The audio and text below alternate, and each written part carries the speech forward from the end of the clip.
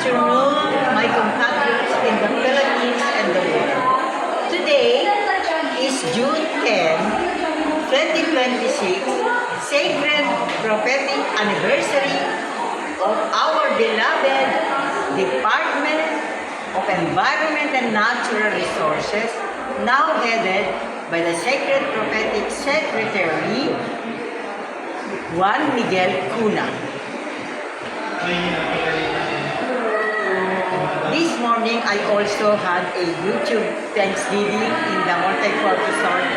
But, Blessed Mother, you want me to come here to especially offer to you the leadership of Secretary Juan Miguel Cuna and the entire family of the Philippine Department of Environment and Natural Resources.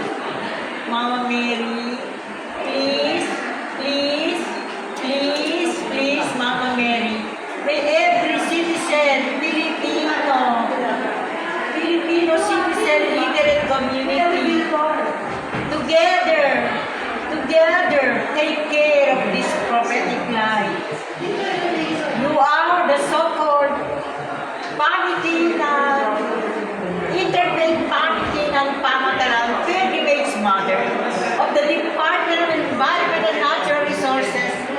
I donated for the DNR, Department of Environment and Natural Resources silver anniversary. Now, Mama Mary, it is already 2026.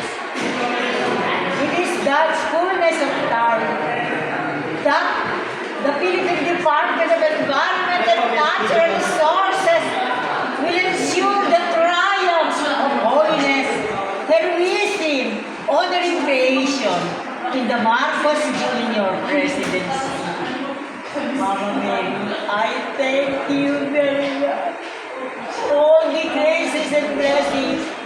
May the Philippine Department of Environment and Natural Resources share all the graces and blessings of the interfaith community ng Pamatalang Pilgrimage Mother. Amen.